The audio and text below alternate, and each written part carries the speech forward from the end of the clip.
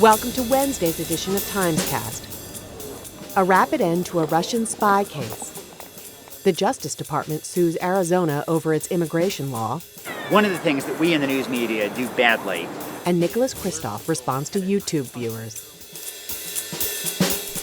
Well, the United States government appears to be in talks today with the Russian government about a possible resolution of the Russian spy case that erupted in recent weeks. There's discussions apparently between the Justice Department and lawyers for some of these suspects about quick resolutions to their cases, possibly guilty pleas, and then perhaps a trade back to Russia in exchange for at least one and possibly more people being held in prison there. One name that's come out today is Igor Suchagin, an arms control researcher who's been locked up in Russia since 1999 on allegations that he spied for the CIA. He's always denied that, but his mother tells the Times today that he's been transferred from his penal colony to Moscow, forced to sign a confession in apparent preparation for being pardoned and sent to Vienna, where he'll be free after 11 years behind bars. All of this seems to be a reflection of old Cold War style trading, but in the service of a new era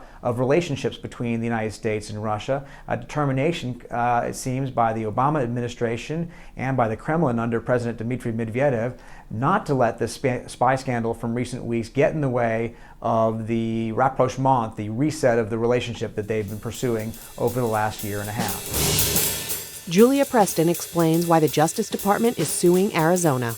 Julia, yesterday the federal government filed suit against Arizona over their new immigration law. Why?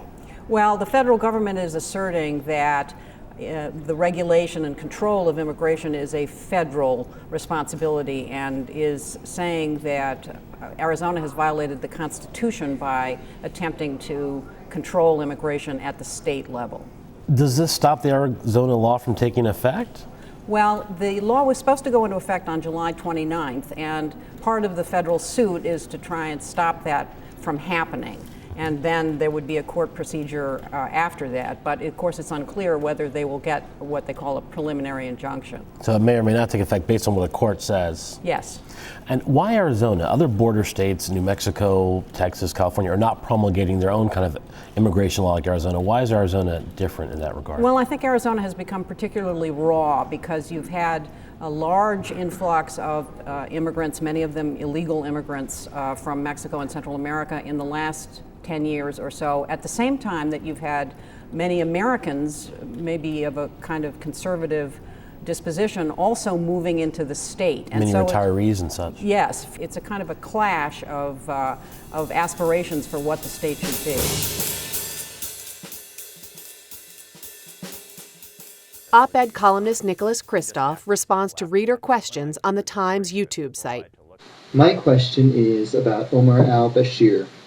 He is a wanted man by the International Criminal Court for helping to perpetrate murder, rape, torture, you name it, on his own people in Darfur.